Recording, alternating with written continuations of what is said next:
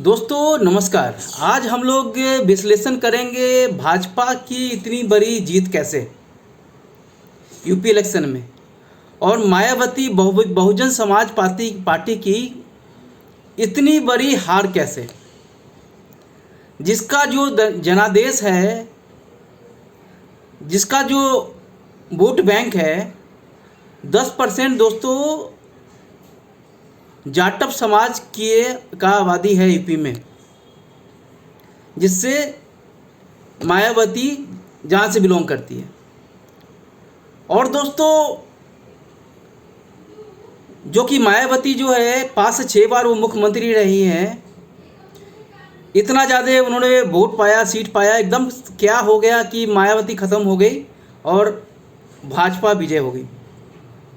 दोस्तों हो ये रहा है कि भाजपा का जो वोट मिल रहा है, सारा जो वोट जो है मायावती का, जाटव समाज का, चमार समाज का, वो बीजेपी को शिफ्ट हो जा रहा है।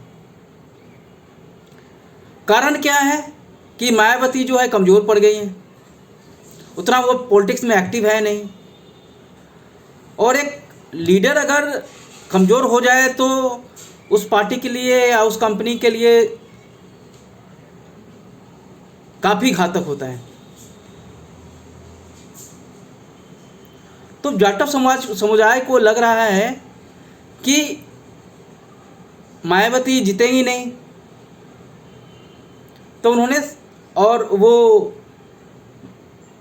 अखिलेश यादव जी को वोट देंगे नहीं, तो उनका जो सारा जो वोट है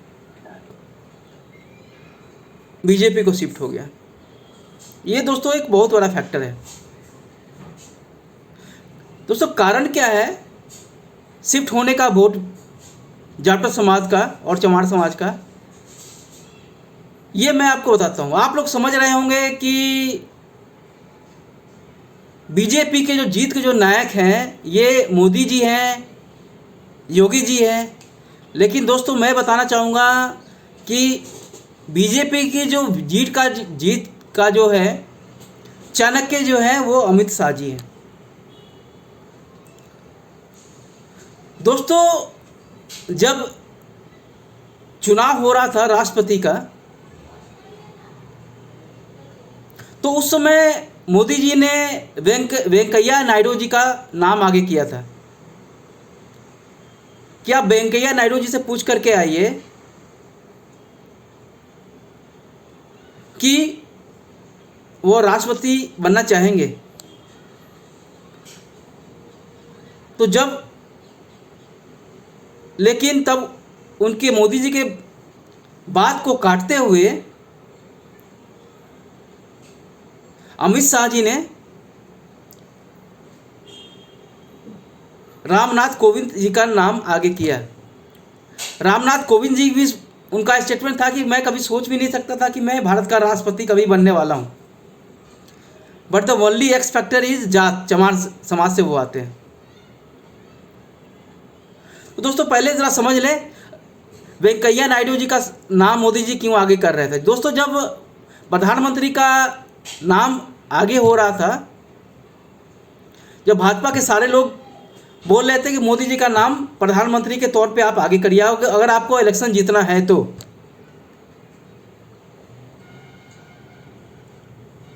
और बीजेपी को और सत्ता हासिल करना है तो सुषमा स्वराज जी ने विरोध किया, अडवाणी जी ने विरोध किया, और हर एक आदमी विरोध कर रहा था।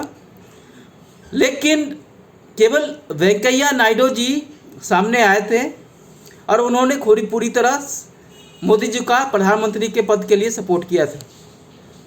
उसका आभार व्यक्त करने के लिए मोदी जी चाह रहे थे कि वो राष्ट्रपति बने, लेकिन चाणक्य जो हैं बीजेपी के, अमित शाह जी के, उनको लग रहा था, कहीं खटक रहा था कि हर एक जाति का नेता हमारे पास में है, बस एक ही जाति का नेता नहीं है, जाटव चमार समाज का नेता नहीं है हमारे पास में, और उसका जो वोट बैंक है 10% है।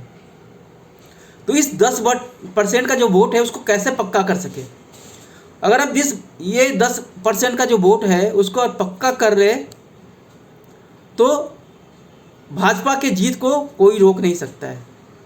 और उन्होंने रामनाथ कोविंद जी को उन्होंने राष्ट्रपति बनाया जो चमार समाज के हैं, और उसी को देख करके पूरा चमार समाज का, जाटव समाज का जो वोट है बीजेपी की ओर शिफ्ट हो रहा है। वो सोच रहा है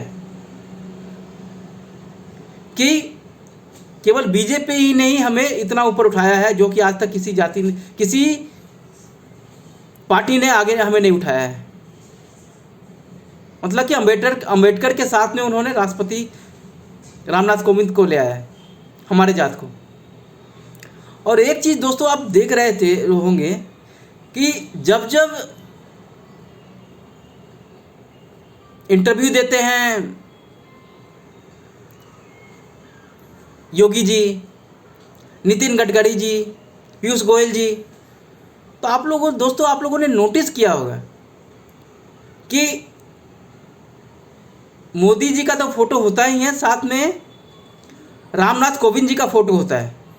तो मोदी जी की तरफ से पूरी इंस्ट्रक्शन है कि आप जब भी आप इंटरव्यू दें, मीडिया के सामने आए तो रामनाथ कोविंद जी का फोटोग्राफ आप सामने रखें कि चमार समाज को लगे, जाटव समाज को लगे कि मोदी जी ने उनके जात को कितना ऊपर उठा दिया है। दोस्तों जीत का तो ये कारण है। और दोस्तों आजकल के जो इलेक्शन में हो रहा है, लोग जाति से उठ कर के पार्टी को वोट दे रहे हैं, मतलब कि बीजेपी को, मोदी जी को वोट दे रहे हैं। उनको लग रहा है कि बस एक ही लीडर है जो इंडिया के डेवलपमेंट को आगे बढ़ा सकता है। और दूसरा चीज़ ये है कि आज के दिन में आप देखेंगे कि दोस्तों बीजेपी में हर एक चाह रहे हैं अमित शाह जी की हर एक जाति का कंट्रीब्यूशन हो। कितना भी डेवलपमेंट आप मान लें, लेकिन जाति is the one of the factor. Kushwaha समाज से, मौर्य समाज से उन्होंने केशव प्रसाद मौर्य को आगे किया। यादव समाज से अपर्णा यादव को उन्होंने आगे किया, क्योंकि हर जाति का वो वोट इकट्ठा कर सके। और दोस्तों इस इलेक्शन में ये देखा गया है कि जहाँ पे मुस्लिम आबादी जो है 30% से ऊपर है, जहाँ की बहुजन जो समाजवादी पार्टी अखिलेश यादव जी का जीत पक्का माना जा रहा था, वहाँ पे भी उनको हार मिली है और भाजपा का प्रत्याशी निकला है। कारण क्या है दोस्तों, जब भी टीवी पे आप लोग देखते हैं, इंटरव्यू देखते हैं, तो एक मुस्लिम प्रवक्ता आ रहा है। कोई दंगा योगी जी के राज में, भाजपा राज में कभी नहीं हुआ, तो उनको भी लग रहा है कि हम मोदी जी के राज में सेफ है और कुछ जो वोट है मुस्लिम समाज से भी बीजेपी को मिल रहा है। और 3 तलाक के मामले के कारण महिला समाज का भी वोट मुस्लिम समाज का मिल रहा है बीजेपी को। तो दोस्तों यही मेरे समझ में तो यही आ रहा है भाजपा के जीत के पीछे कारण। और दोस्तों फिर हम आपसे मिलते हैं नए जानकारियों के साथ में नए YouTube वीडियो में। तब तक लिए नमस्कार। हमारा YouTube चैनल चयन करना और सब्सक्राइब करना ना भूलें।